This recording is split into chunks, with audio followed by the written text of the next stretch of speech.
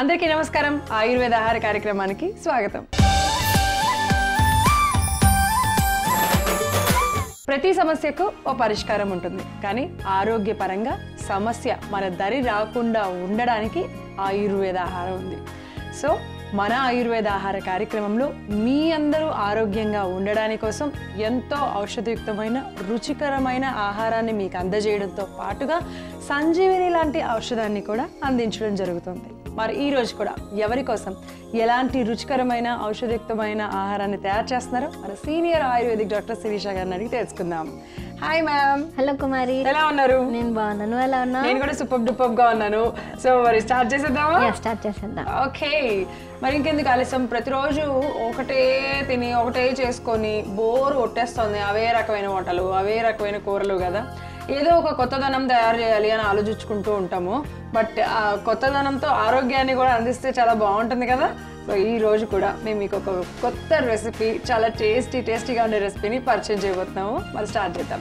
ఇప్పుడు మన ఆయుర్వేద ఆహార కార్యక్రమంలో మేలైన రుచులు.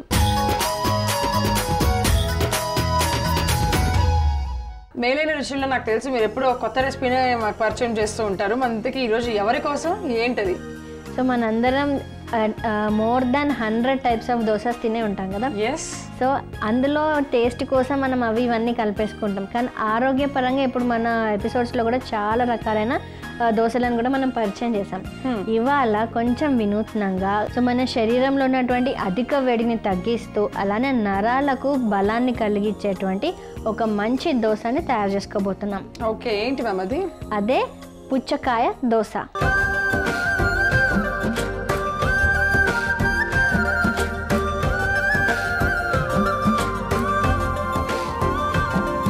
ముందుగా దోశ వేయాలంటే దోశ బ్యాటర్ అయితే రెడీ చేసుకోవాలి కదా. దానికి కావాల్సిన పదార్థాలు అయితే ఫస్ట్ తెలుసుకుందాము. పుచ్చకాయ దోశకి, పుచ్చకాయ దోశ తయారు చేసుకోవడానికి కావాల్సిన పదార్థాలు: పుచ్చకాయ తెల్లని భాగం, మినప్పప్పు, శనగపప్పు, బియ్యం, సైంధవ లవణం, నూనె. కావాల్సిన పదార్థాలు తెలుసుకున్నాం కదా.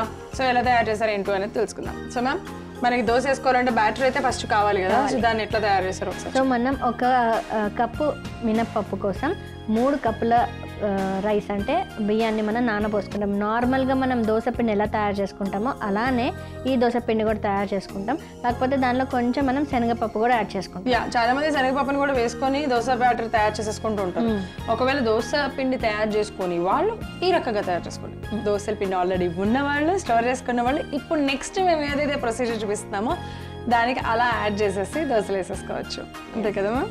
ఓకే, సో ఇప్పుడు మేమైతే ఇదిగోండి ఇప్పుడు చెప్పిన రేషియో ప్రకారంగా ఒక కప్పు మినప్పప్పుకి 3 కప్పుల బియ్యాన్ని నానబోసుకొని కొంచెం శనగపప్పు కూడా యాడ్ చేసుకొని రాత్రంతా నానబెట్టుకొని ఉదయాన్నే చక్కగా గ్రైండ్ చేసుకొని మనం దోశ బ్యాటర్ని అంటే దోశ పిండిని తయారు చేసుకుంటాం. సో తయారు చేసుకున్నాక మనం ఏదైతే వాటర్ మెలన్ అంటే పుచ్చకాయని మంచిగా ఆ రెడ్ భాగం ఉంటుంది కదా, ఆ రెడ్ భాగాన్ని అంతా కూడా తీసేసి ఈ గ్రీన్ కలర్ వైటిష్ గ్రీన్గా ఉంటుంది కదా, ఈ భాగాన్ని అంతా కూడా పీసెస్గా కట్ చేసుకొని మనం ఆల్రెడీ దీంట్లో దోశ పిండిలో గ్రైండ్ చేసుకొని పెట్టేసుకున్నాం దోశ పిండిలోనే. ఓకే, సో అప్పుడు దీని కలర్ కూడా కొంచెం రెడ్ గ్రీన్ అంటే కొంచెం రెడ్డిష్ గ్రీన్ గా కూడా తయారవుతుంది. ఓకే, సో మామూలుగా ఇప్పుడు వాటర్ మిలన్ అంటే మనకి కేవలం రెడ్ తింటారు కదా, అలా రెడ్ లో ఉండే వాల్యూస్ కన్నా కూడా వైట్ లో ఉండే వాల్యూస్ ఏంటి డిఫరెన్స్ ఏంటంటే మనకి రెడ్ పోర్షన్ అంటే ఎర్రని పోర్షన్ లో మనకి వాటర్ కంటెంట్ అధికంగా ఉంటుంది, అండ్ ఈ గ్రీన్ కలర్ లో వాటర్ కంటెంట్ కొంచెం తక్కువగా ఉన్నప్పటికీ కూడా దీని యొక్క benefits water melon red colour part కంటే అధికంగా ఉంటాయి. ఎలా అంటే అవి మనని క్యాన్సర్ నుంచి ప్రివెంట్ చేసేటువంటి తత్వాన్ని కూడా దానిలో ఉంటుందన్నమాట. సో ఇవన్నీ కూడా రీసెర్చ్ లో మనకు ప్రూవ్ చేశారు. సో మనకి శరీరాన్ని చల్లదనాన్ని ఇచ్చేటువంటి ప్రాపర్టీ ఏదైతే ఉందో శీతలం అంటారు కదా, సో ఆ శీతలమైనటువంటి ప్రాపర్టీ మనకి రెండులో తెలుస్తుంది అనమాట. అండ్ ఈజీగా కూడా అరిగిపోతుంది. దీనిలో అధికమైన ఫైబర్ కంటెంట్ కూడా ఉంటుంది, అండ్ కాన్స్టిపేషన్ ని కూడా రిలీవ్ చేస్తుంది మనకి. ఇన్ని ఉపయోగాలు ఉన్నాయన్నమాట ఈ వాటర్ మెలన్ రెండులోనే అనమాట. సో ఈ గ్రీన్ కలర్ దాంట్లో వైట్ అండ్ గ్రీన్ మనం దీనిని ఎండబెట్టుకుని టూటీ ఫ్రూటీ లాగా కూడా వాడుతూ ఉంటారు. సో దాంట్లో వాటర్ కంటెంట్ అంతా మనం ఎండబెట్టినప్పుడు సో దానిలో ఉన్న మాయిశ్చర్ అంతా వెళ్ళిపోతుంది కదా, దాన్ని మనకు కొంచెం రబ్బర్ లాగా తయారైపోతుంది. అప్పుడైతే టూటీ ఫ్రూటీ లాగా కూడా వాడుకోవచ్చు. ఓకే, సో ఇన్ని విధాలుగా కూడా వాడుకోవచ్చు అనమాట. అంటే నర్వ్ సిస్టమ్స్ కి అంటే పెద్దగా కొంచెం ఏజ్ పైబడుతున్న వాళ్ళు కనుక ఇలాంటివి తింటే ఆ నర్వ్ సిస్టమ్ వీక్ అవ్వడం అనేది పెద్దవాళ్ళనే కాకుండా మనకి అరౌండ్ 30 years పైబడిన వాళ్ళకు కూడా మెంటల్ స్ట్రెస్ ఎక్కువగా ఉండడం వల్ల నరాల పైన దాని యొక్క ప్రభావం అధికంగా ఉంటుంది. సో అవన్నీ కూడా న్యాచురల్గా ఎలిమినేట్ చేయాలంటే ఇలాంటివి కొన్ని ఇంగ్రీడియంట్స్ మనం తరచూ వాడుతూ ఉంటే మన నర్వస్ సిస్టమ్ బలంగా ఉంటుంది అండ్ మన బాడీ కూడా కొంచెం ఎక్కువ హైపర్ వేడి అంటారు కదా, హైపర్ అసిడిటీ కానివ్వండి, వాళ్ళు వేడిగా ఉండడం, చాలా వేడి చేసినట్టుగా అనిపించడం, అవన్నీ లక్షణాలు కూడా క్రమంగా తగ్గుముఖం పడతాయి. సో అంటే స్ట్రెస్ ఎక్కువగా ఉన్నా కూడా నరాల బలహీనత అనేది వస్తుందంటారా? స్ట్రెస్ ఎక్కడ ఎఫెక్ట్ అవుతుంది? బ్రెయిన్కి. బ్రెయిన్లో ఉండేవి ఏంటివి? నరాలు. సో మనం ఏ పని చేయాలన్నా కానీ ఆ స్టిమ్యులస్ అంతా కూడా మనకు నరాల ద్వారానే రావాలి. సో అన్నీ కూడా ఇంటర్లింక్డ్ అనమాట. మన బాడీలో ఉన్నటువంటి ప్రతి ఆర్గన్స్, ప్రతి ఫంక్షన్ ఇంటర్లింక్డ్. దోస పిండిని ఇంట్లో రుబ్బుకున్నాం కదా, ఆ దోస పిండిలో ఆ వైట్ కలర్ వాటర్ మిలన్ యొక్క తెల్లటి భాగాన్ని ముక్కలు ముక్కలుగా కట్ చేసుకొని దీంట్లో పేస్ట్ లాగా చేసుకొని దీంట్లో కలిపేసుకున్నాం. అది ఇది. ఇప్పుడు దీంట్లో తగినంత సాయంత్రం లవణం కూడా వేసుకొని దోశలాగా చేసుకుందాం. వేసేసుకుందామమ్మా? సాయంత్రం లవణం కూడా వేసేసుకుందాం. ఓకే. సో తగినంత సాయంత్రం లవణం. సో యాక్చువల్గా ఏంటంటే ఒకవేళ మీరు దోశల పిండి కనుక రుబ్బుకున్నట్లయితే దాంట్లో కొంచెం మీరు బయటికి తీసి అంటే కొంచెం పిండి ఒక బౌల్లోకి తీసుకొని అప్పుడు ఈ వైట్ని వేసుకొని తగినంత ఉప్పు వేసుకోవాలి. మొత్తం దోశ పిండిలో ఒకేసారి ఉప్పు వేసుకుంటే కనుక పుల్లపడిపోయే అవకాశాలు ఎక్కువగా ఉంటాయి. ఈ విషయం చాలా తక్కువ మందికి తెలుసు కాబట్టి ఫాలో అవ్వండి. సో ఇప్పుడు స్టవ్ వెలిగించేసుకుందాము. ఫస్ట్ అయితే కనుక ప్యాన్ పెట్టేసినామా? ప్యాన్ పెట్టి ఓకే.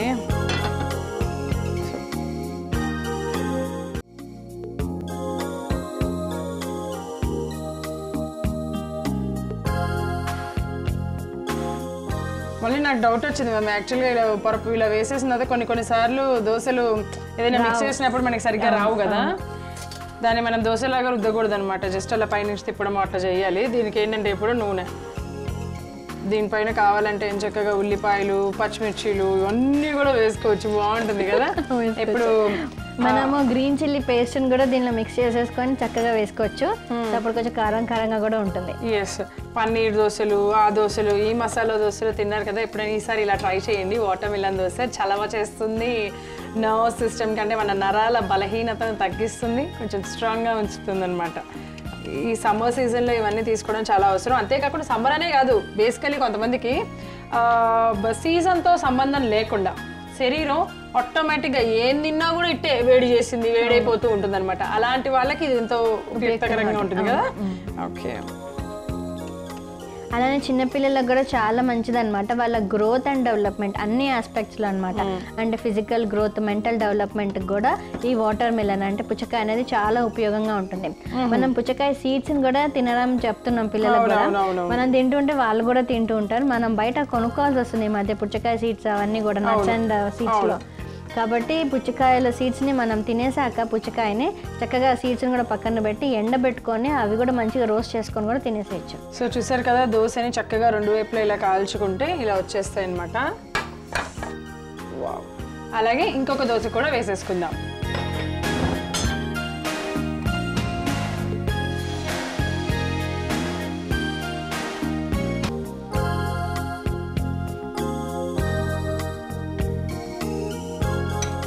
ఇప్పుడు వాటర్ మిలన్ కూడా అందరూ తినచ్చు కదా మ్యామ్? జలుబు చేసిన వాళ్ళు, కొంచెం ఏమైనా జలుబు ఉన్న వాళ్ళు వాటర్ మిలన్ తినకూడదు అని అలా ఏమన్నా ఉంటుందా? అలా ఏం లేదు. వాటర్ మిలన్ అంటే ఏదైనా మనం అధికంగా మన ఔషధం తీసుకున్నా అది విషంగానే పనిచేస్తుంది, మితంగా విషం తీసుకున్నా అది ఔషధంగానే పనిచేస్తుంది. అందుకనే మనం తీసుకునే క్వాంటిటీని బట్టి దాని ఆరోగ్య ప్రయోజనాలు కూడా ఉంటాయి. అన్నిట్లో కూడా ఆరోగ్య విలువలు ఉంటాయి.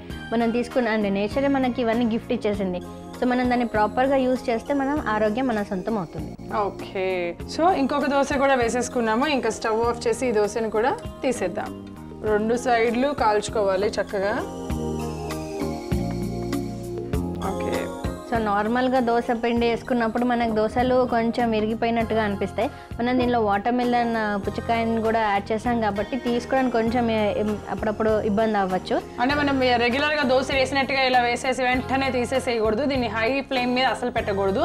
అంటే మనం మీడియం ఫ్లేమ్ మీద పెట్టుకొని కొంచెం దోశ ఒక కొంచెం కాలింది అనుకున్నప్పుడు మెల్లిగా తిప్పాలన్నమాట. ఒకేసారి ఇలా అనగానే చిరిగిపోతుంది. ఎందుకంటే దీంట్లో మనం వాటర్ మిలన్ కొంచెం వాటర్ కంటెంట్ ఉన్నది యాడ్ చేసాం కాబట్టి అది దృష్టిలో పెట్టుకొని మీరు దోశలు వేయాలనుకున్నా కూడా అలా వేసేసేయచ్చు. ఎస్. సో సో మనం ఇప్పటివరకు డిస్కస్ చేసాం కదా, ఇన్ని ఆరోగ్య ప్రయోజనాలు ఉన్నాయి మనకి. ముఖ్యంగా నరాల పైన దీని యొక్క ఎఫెక్ట్ ఉంటుంది. అలానే మన శరీరంలో ఉన్నటువంటి అధిక వేడిని తగ్గించే కెపాసిటీ మనకి ఈ పుచ్చకాయలో ఉంటుంది. కాబట్టి సమ్మర్ సీజనే కాకుండా మనకి ఎప్పుడు అవైలబుల్గా ఉంటే అప్పుడు దీన్ని యూజ్ చేసుకోండి. ఆరోగ్యంగా ఆనందంగా ఉండొచ్చు అనమాట. ఓకే, సో ఎస్, రెడీగా అయిపోయినాయి మనకి వాటర్ మిలన్ దోశలు. పుచ్చకాయ దోశలు అయితే రెడీ చేసేసుకున్నాం కాబట్టి దీని టేస్ట్ ఎలా ఉందో చెప్తాను.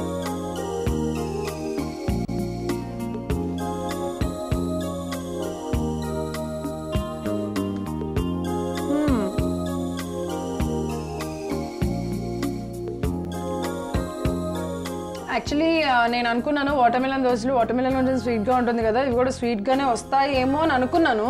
మామూలుగా అంటే కొంచెం లైట్గా వాటర్ మిలన్ ఫ్లేవర్ తెలుస్తుంది, కానీ బట్ రెగ్యులర్ దోశలు లాగానే ఉన్నాయి. మీరు నిజంగా మేము ఇందాక అన్నట్టు దీనిపైన ఏ ఉల్లిపాయలు పచ్చిమిర్చి వేసుకున్నా లేకపోతే కొంచెం గ్రీన్ చిల్లీ పేస్ట్ వేసుకున్నా కూడా బాగుంటుంది.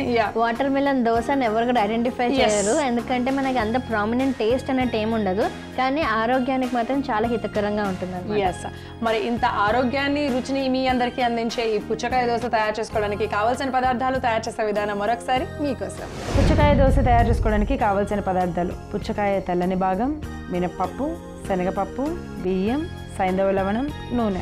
పుచ్చకాయ దోశ తయారు చేసుకునే విధానం: ముందుగా మినప్పప్పు, బియ్యం, శనగపప్పు నానబెట్టుకొని మిక్సీ జార్లోకి తీసుకొని అందులో పుచ్చకాయ తెల్లని భాగం ముక్కలను వేసి దోశ పిండిలా గ్రైండ్ చేసుకొని పక్కన పెట్టుకోవాలి. దోశ పిండి మిశ్రమంలో రుచికి సరిపడా సైంధవ లవణం వేసి కలుపుకోవాలి. ఇప్పుడు స్టవ్ వెలిగించి దోశ ప్యాన్ పెట్టుకొని నూనె రాసి వేడి చేసుకోవాలి. ప్యాన్ వేడయ్యాక కలుపుకున్న దోశ మిశ్రమాన్ని దోశలా వేసుకొని చక్కగా కాల్చుకొని ప్లేట్లోకి తీసుకుంటే నర్వస్ సిస్టమ్కు ఎంతో మేలు చేసి బాడీ కూలెంట్గా ఉపయోగపడే పుచ్చకాయ దోశ రెడీ.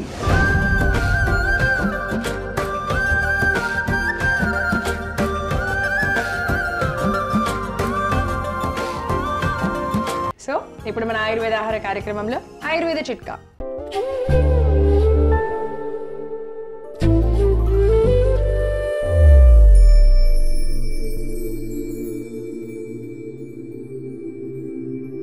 అజీర్తి, కడుపులో గ్యాస్ రావడం ఇలాంటి లక్షణాల నుంచి ఉపశమనం పొందడానికి ఆయుర్వేదంలో ఒక చక్కని చిట్కా ఉంది. అదేంటంటే 2 వెల్లుల్లి రెబ్బలను చక్కగా క్రష్ చేసి దాంట్లో 1 స్పూన్ నెయ్యిని వేసుకొని, అంటే ఆవు నెయ్యిని వేసుకొని తిన్నట్లయితే మనకి తక్షణమే అంటే తాత్కాలికంగా ఇమీడియట్గా మనకి గ్యాస్ సమస్య నుంచి దూరం అవుతుంది. అలానే ఆకలి కూడా మంచిగా అవుతుంది. సో ఎవరైనా ఈ అజీర్తి సమస్యతో బాధపడుతున్నప్పుడు, ఈ గ్యాస్ సమస్యతో బాధపడుతున్నారో వారందరూ కూడా చిట్కాను పాటించండి, ఆరోగ్యంగా ఉండండి. ఇప్పుడు ఆయుర్వేద ఆహార కార్యక్రమంలో సంజీవని. వేడివేడిగా దోశలు పెట్టేశారు మ్యామ్. నెక్స్ట్ సంజీవులలో ఎవరికి సంజీవులు ఇలాంటి ఔషధాన్ని అందిస్తున్నారు? సో ఈ దోశ చక్కగా అరగడానికి, మన అరుగుదల శక్తి పెరగడానికి, అలానే హై ప్రోటీన్ లాగా అంటే మన మజిల్ స్ట్రెంత్ పెరగడానికి ఒక మంచి పానీయం తయారు చేసుకోబోతున్నాం. ఓ, ఏంటిది? అదే మరీచా సత్తు పానీయం.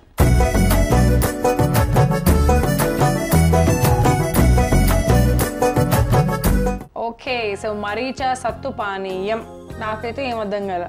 సో మనం డీప్గా వెళ్ళాల్సిందే దీని గురించి. మరీచా సత్తు పానీయం తయారు చేసుకోవడానికి కావాల్సిన పదార్థాలు అయితే తెలుసుకుందాం. సత్తుపిండి, మిరియాల పొడి, జీరా పౌడర్, అల్లం రసం, నిమ్మరసం, సైంధవ లవణం. కావాల్సిన పదార్థాలు తెలుసుకున్నాం కాబట్టి ఇప్పుడు ఎలా తయారు చేయాలో ఏంటో కూడా చూసేద్దాం. సో ముందు ఏం చేద్దాం మ్యామ్? మనం ముందుగా ఏం చేయాలంటే రోస్టెడ్ చనా తీసుకోవాలన్నమాట. దీన్ని మనం సత్తు అంటాం, సత్తుపిండి అంటాం యాక్చువల్గా. అంటే సత్తుపిండితోటి మనం ఒక పానీయం తయారు చేస్తున్నాం కదా. సత్తు ఎలా తయారవుతుందంటే రోస్టెడ్ చనా ఉంది కదా, అంటే మనం శనగపప్పు ఉంటుంది కదా, దాన్ని మంచిగా రోస్ట్ చేస్తే ఇలా వస్తాయి అన్నమాట. సో వీటిని మనం చక్కగా పౌడర్ చేసుకుంటున్నాం. ఈ పౌడర్ చేసినప్పుడు ఇలా వస్తుంది మనకి. సో ఈ పౌడర్ని ఇప్పుడు మనం వాడుతున్నాం. ఓకే, మనం మంచిగా రోస్ట్ చేసినటువంటి సత్తుని పిండిలాగా తయారు చేసుకున్నాం కదా. ఓకే, దీని 1 స్పూన్ మనం ఈ గ్లాస్లో వేసేసుకున్నాం. ఓకే, ఇప్పుడు మనం ఏం చేద్దామంటే 1/2 స్పూన్ మిరియాల పొడి. ఓకే, ఇంత క్వాంటిటీలో మనం వేసుకుందాం. సో జీలకర్ర 1/2 స్పూన్. ఓకే, ఇంత క్వాంటిటీలో మనం ఇప్పుడు వేసేసుకుందాం. ఓకే, అండ్ సైంధవ లవణం. సైంధవ లవణం కూడా మనకు తగినంతగా అనమాట. అంటే ఒక షర్బత్ కానీ ఒక పానీయం కానీ తయారు చేసేటప్పుడు మనం ఎంత సాల్ట్ యూజ్ చేస్తామో అంత యూజ్ చేయాలి. ఓకే, తర్వాత ఒక చెంచా అల్లం రసం. చెంచా సరిపోతుందా? ఒక చెంచా సరిపోతుంది. తర్వాత ఒక నిమ్మకాయ చెక్కతో పిండేసేయాలన్నమాట. ఒక చెక్క నిమ్మకాయ, దీన్ని రసం చేసేసుకొని దీనిలో పిండేసేద్దాం. ఓకే, ఈ మిశ్రమాన్ని అంతా కూడా మనం పానీయం తయారు చేసుకుంటున్నాం కాబట్టి దానికి తగినంతగా వాటర్ మొత్తం యాడ్ చేసేసుకున్నాం. ఓకే,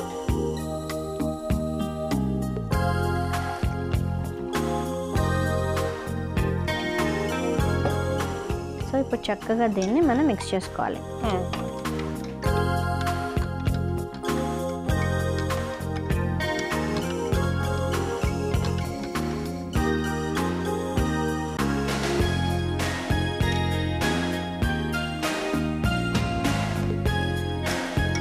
ఇది మనము రోస్టెడ్ చనా అన్నాం కదా, అంటే శనగపప్పుని చక్కగా మనం రోస్ట్ చేసాం కాబట్టి మనకి చేదుగా రావడం, టేస్ట్ అట్లాంటిది ఏమి ఉండదు అనమాట. మనకి తాగడానికి కూడా అండ్ తినడానికి కూడా చాలా రుచికరంగా ఉంటుంది. మనం దీనిలో వేసిన అన్ని ఇంగ్రీడియంట్స్ కూడా మన జీర్ణాశయ శక్తిని చక్కగా ఇంకా కాస్త మంచిగా పనిచేసేటందుకు ఉపయోగపడుతుంది. అండ్ తిన్న ఆహారం సరిగ్గా జీర్ణం అవ్వడానికి కావాల్సిన ఎంజైమ్స్ అన్ని రిలీజ్ చేయడానికి కావాల్సినటువంటి దోషాలన్నింటినీ కూడా సమతుల్యంగా ఉంచడానికి ఎంతో ఉపయుక్తంగా ఉంటుంది అనమాట. అండ్ మన ముఖ్యంగా మనకి ఇమ్యూనిటీని కూడా ప్రొవైడ్ చేస్తుంది. ఎందుకంటే మనం దీనిలో అల్లం రసం వేసుకున్నాం కదా, అల్లం అనేది మనకి చక్కగా ఇమ్యూనిటీని పెంచుతుంది. అలానే మనం తీసుకున్నటువంటి నిమ్మకాయ కూడా మనకి విటమిన్ సి అధికంగా ఉంటుంది కాబట్టి ఇమ్యూన్ బూస్టర్ లాగా కూడా పనిచేస్తుంది. చూసారుగా చక్కగా అంతా మిక్స్ అయిపోయింది. కొంచెం ఇలా పైన కనిపిస్తుంది మనకి ఆ పౌడర్, తాగేటప్పుడు కూడా మన పంట కిందకి కూడా వచ్చేస్తుంటుంది. సో అలా చప్పరిస్తూ మనం పుట్నాల పప్పు తింటూ ఉంటాం కదా, సో సేమ్ ఆ ఫీలింగే ఉంటుంది అనమాట. సో ఈ పానీయం ఇప్పుడైతే రెడీ అయిపోయింది. సో దీన్ని ఎవరైనా కానీ తీసుకోవచ్చు. ముఖ్యంగా పెద్దవాళ్ళు అయితే మాత్రం ఇంత గ్లాస్ క్వాంటిటీ కాకుండా హాఫ్ గ్లాస్ తీసుకోవచ్చు అనమాట. ఓకే, అండ్ ఈ మోస్ట్లీ ఇది సాయంత్రం పూట అంటే ఈవినింగ్ 4 o'clock అట్లా తాగినట్లయితే మనకి తీసుకున్న ఆహారం, మార్నింగ్ నుంచి తీసుకున్న ఆహారం సరిగా జీర్ణం అవుతుంది, కాన్స్టిపేషన్ రిలీవ్ అవుతుంది అండ్ మనకి మళ్ళీ కూడా ఆకలి అవుతుంది అనమాట. ఇంకో కూడా మనకి ఏమవుతుందంటే లైట్ ఫుడ్ లాగా మనకి హెల్ప్ చేస్తుంది అనమాట. వామిటింగ్ సెన్సేషన్ ఇవన్నీ కూడా తగ్గిపోతాయి. అండ్ చిన్నపిల్లలకి కూడా మనం దీనిలో ఆల్మోస్ట్ థర్డ్ క్వాంటిటీ అనమాట, 1/3 క్వాంటిటీ ఇవ్వచ్చు. సో డైలీ బేసిస్గా కూడా మనం తాగొచ్చు.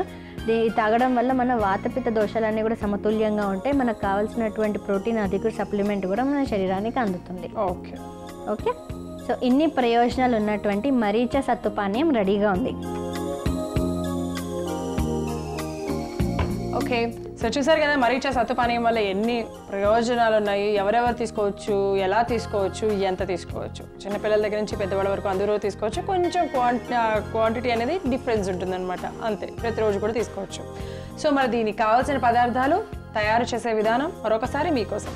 మరీచ సత్తు పానీయం తయారు చేసుకోవడానికి కావాల్సిన పదార్థాలు: సత్తుపిండి, మిరియాల పొడి, జీరా పౌడర్, అల్లం రసం, నిమ్మరసం, సైంధవ లవణం. మరీచ సత్తు పానీయం తయారు చేసుకునే విధానం: ముందుగా ఒక గ్లాస్ తీసుకొని అందులో 1 చెంచా సత్తుపిండి, కొద్దిగా జీరా పౌడర్, 1/2 చెంచా మిరియాల పొడి, తగినంత సైంధవ లవణం, 1 చెంచా అల్లం రసం, 1 చెంచా నిమ్మరసం, అలాగే సరిపడా నీళ్లు పోసి కలుపుకుంటే జీర్ణశక్తిని, పనితీరును మెరుగుపరచడమే కాకుండా ఇమ్యూనిటీని పెంచి మలబద్ధకాన్ని తగ్గించి ఆకలిని పెంచే మరీచ సత్తు పానీయం రెడీ.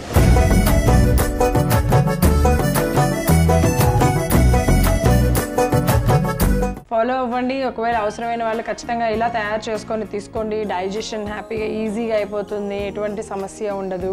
అండ్ ఇంత మంచి సంజీవని లాంటి ఔషధం అలాగే మంచి మంచి రెసిపీ మనకు అందించినందుకు మేడంకి thanks ma'am. Thank you Kumari, thank you so much. So చూసారు కదా, మీరు కూడా తప్పకుండా ఫాలో అవ్వండి. ఆరోగ్యం మీ సొంతం అయిపోతుంది అంతే ఇక. సో మళ్ళీ నెక్స్ట్ ఎపిసోడ్లో మరిన్ని రుచికరమైన, ఔషధయుక్తమైన, ఆరోగ్యకరమైన రెసిపీస్తో మేమిద్దరం మీ ముందుంటాం. అంతవరకు చూస్తూనే ఉన్నాను ఈటీవీ అభిరుచి. నమస్తే.